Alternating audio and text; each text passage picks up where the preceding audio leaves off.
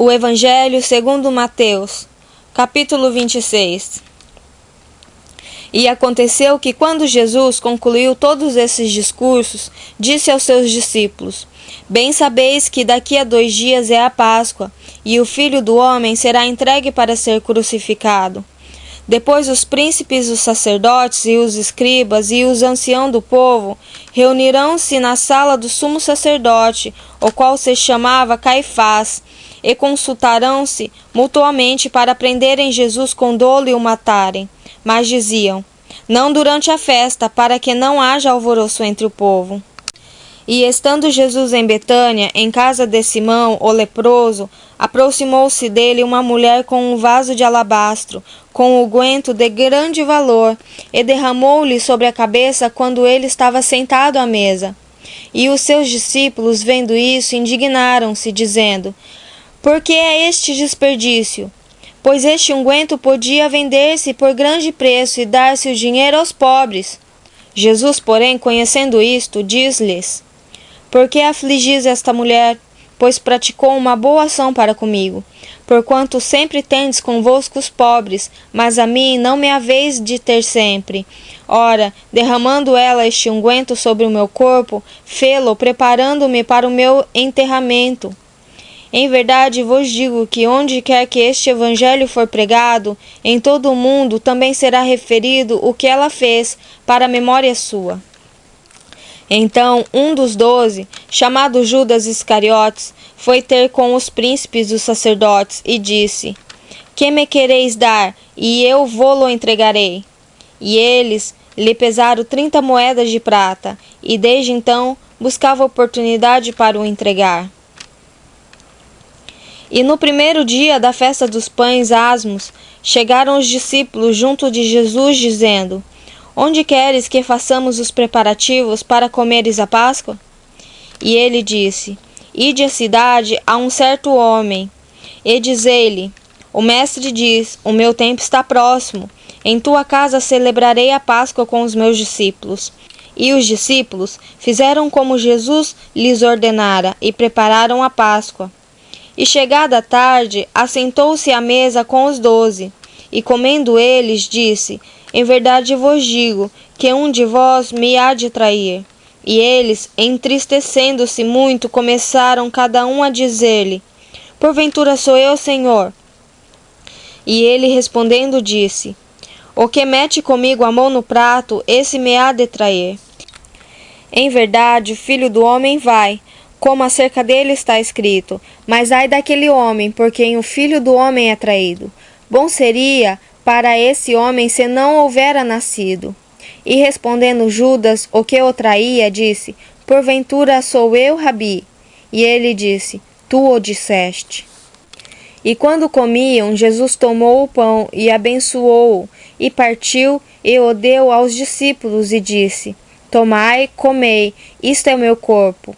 E tomando o cálice e dando graças, deu-lhe, dizendo: bebei dele todos, porque isto é o meu sangue, e o sangue do Novo Testamento, que é derramado por muitos para a remissão dos pecados.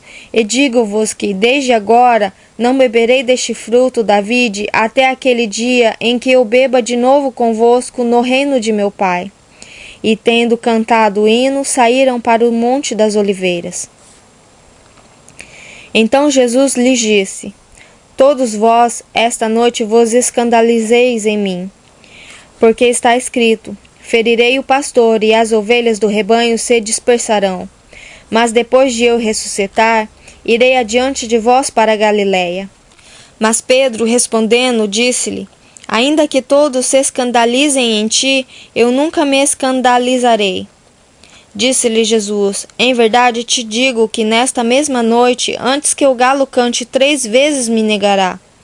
Disse-lhe Pedro: ainda que me seja mister morrer contigo, não te negarei. E todos os discípulos disseram o mesmo.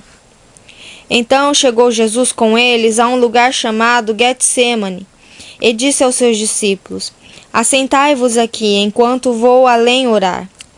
E levando consigo Pedro e os 2 filhos de Zebedeu, começou a entristecer-se e a angustiar-se muito. Então lhes disse: A minha alma está cheia de tristeza até a morte. Ficai aqui e velai comigo. E indo um pouco mais para diante, prostrou-se sobre o seu rosto, orando e dizendo: Meu Pai, se é possível, passe de mim este cálice. Todavia, não seja como eu quero, mas como tu queres.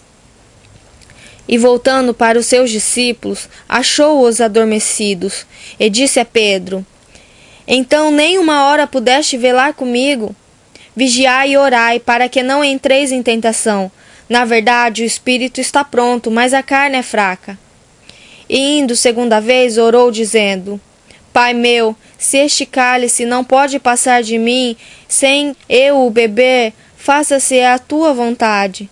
E voltando, achou-os outra vez adormecidos, porque os seus olhos estavam carregados. E deixando-os de novo, foi orar pela terceira vez, dizendo as mesmas palavras. Então chegou junto dos seus discípulos e disse-lhes: Dorme agora e repousai. Eis que é chegada a hora, e o Filho do Homem será entregue nas mãos dos pecadores. Levantai-vos, partamos. Eis que é chegado o que me trai. E estando ele ainda a falar, eis que chegou Judas, um dos 12, e com ele grande multidão com espadas e varapaus, enviada pelos príncipes dos sacerdotes e pelos anciões do povo. E o que o traía tinha-lhes dado um sinal, dizendo: O que eu beijar é este, prendei-o. E logo, aproximando-se de Jesus, disse: Eu te saúdo, Rabi. E beijou-o. Jesus, porém, lhe disse: Amigo, a que vieste? Então, aproximando-se eles, lançaram mão de Jesus e o prenderam. E eis que um dos que estavam com Jesus, estendendo a mão, puxou da espada e, ferindo o servo do sumo sacerdote, cortou-lhe uma orelha. Então Jesus disse-lhe: Mete o seu lugar a tua espada, porque todos os que lançarem mão da espada, a espada morrerão. Ou pensas tu que eu não poderia agora orar ao meu Pai, e que ele não me daria mais de 12 legiões de anjos? Como, pois, se cumpririam as Escrituras que dizem que assim convém que aconteça? Então disse Jesus à multidão: Saístes como para um salteador, com espadas e varapaus para me prender? Todos os dias me assentava junto de vós, ensinando no templo, e não me prendestes. Mas tudo isto aconteceu para que se cumpram as Escrituras dos profetas. Então todos os discípulos, deixando-o, fugiram. E os que prenderam a Jesus o conduziram à casa do sumo sacerdote Caifás, onde os escribas e os anciões estavam reunidos. E Pedro o seguiu de longe até ao pátio do sumo sacerdote, e, entrando, assentou-se entre os criados para ver o fim. Ora, os príncipes, os sacerdotes e os anciãos e todo o conselho buscavam falso testemunho contra Jesus, para poderem dar-lhe a morte. E não o achavam, apesar de se apresentarem muitas testemunhas falsas. Mas por fim chegaram duas e disseram-lhe: Este disse: Posso derrubar o templo de Deus e reedificá-lo em 3 dias. E levantando-se, o sumo sacerdote disse-lhe: Não respondes coisa alguma ao que estes depõem contra ti? Jesus, porém, guardava silêncio.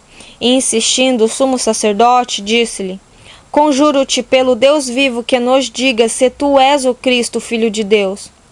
Disse-lhe Jesus: Tu o dissestes.